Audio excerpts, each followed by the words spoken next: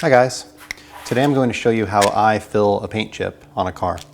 I'm not the best at this.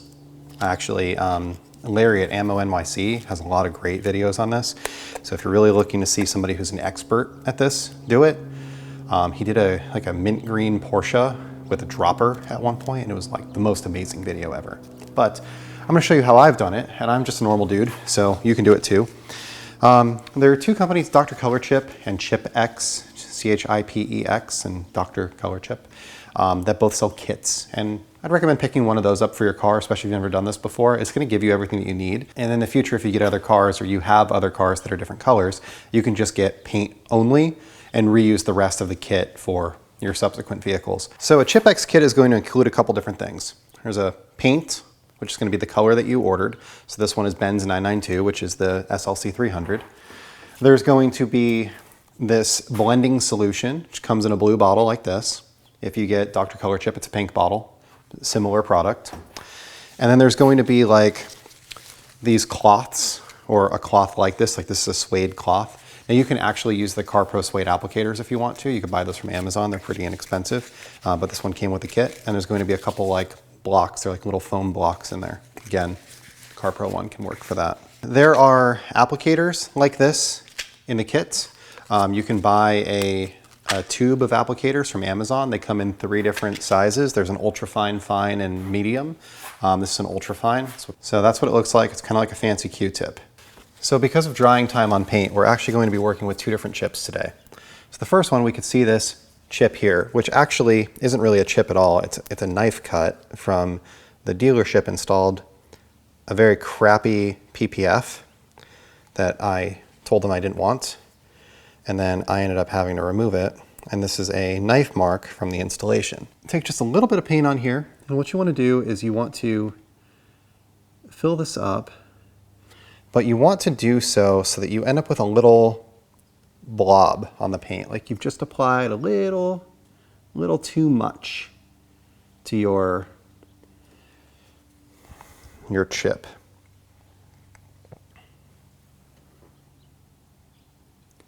So you want it to be kind of proud of the paint. Doesn't need to be level, just needs to be proud. So like the whole chip is filled and the paint is on top of the surface, and if there is a crater, that crater is higher than the top of the surface. So we'll apply that here, just like that. And you're going to give it time to dry. So in this case, it needs, also doesn't say. I just let it dry overnight. Once it is dried, you're going to end up with something that looks like this. So you see those little blobs that I have on top of my paint?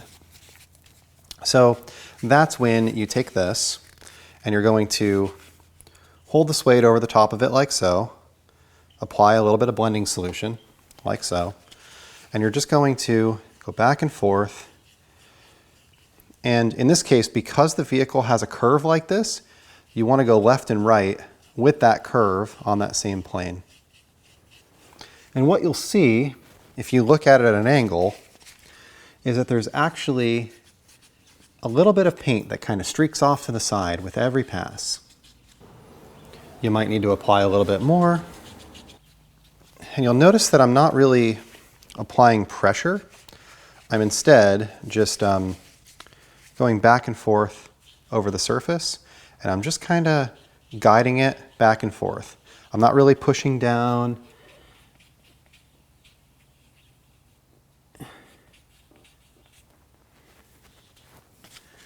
And what you'll see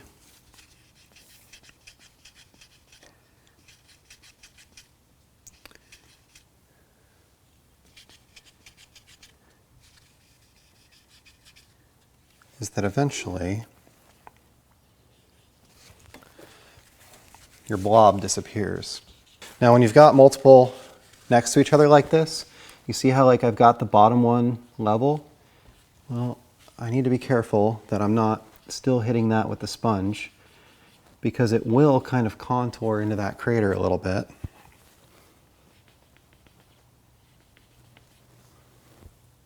And There we are. Apologies, the camera's having trouble focusing on it because now I don't have like this 3D blob. But is it perfect? No. It's still there, you can see it. But it's significantly better than it was. So that's the best way that I found to deal with this. I think these kits work really well. I'll put a link in the description. It's not an affiliate link. If you buy them, you buy them. If you don't, you don't. Once you get the kit, then you can buy paint from kind of wherever. So like this is from Amazon. That's what I just used on this car. I had touch-up paint for my last Mercedes, the black, that actually was like OEM paint that came from the dealership. So you can kind of get it from wherever you want to. A lot of paint companies or like Automotive Paint World or Colors or something like that can mix up touch-ups as well for you. But really, having the blending agent, the tools, and all of that stuff, I think the Dr. Color Chip kit or the Chipex kit is a good buy to do at one time. And what I found is they tend to do like, it's like buy one, get one free, or buy two, get one free, or something like that. So if you have 2 or 3 cars, it might make sense. Like I just got 3 kits because it was buy 2, get 1 free. And then I ended up with you know, one of the kits for free basically. So I've got a bunch of tools and a bunch of extra stuff, a couple different blending solutions. And then with the green Mini, I just bought paint only. With this, I just bought paint only. But my kits were originally for the black Mercedes, the silver Mercedes, and the gray Mini that I just sold. And you know, the gray Mini that I just sold, I gave him a kit with it. Here you go.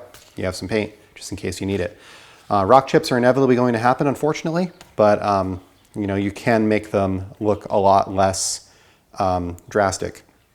And if you had, you know, like a bumper that had a bunch of them on it and you wanted to go and fill them all in, you could go and fill them all in and use something like one of these color lock standing blocks. Not a standing block, the application blocks for coating, and use the suede applicator with some of that blending solution and just get the whole section all at once, as long as it's nice and flat and smooth. Otherwise, you can use these small ones. So that's all for today. If you have any tips, tricks, things you'd like to share, feel free to comment down below. If something different has worked better for you, let me know. And like I said, Larry at AMMO is really excellent at this. He's working on a different level of vehicle. Like I recognize that, but so check those videos out too. So thank you for watching. Have a great day.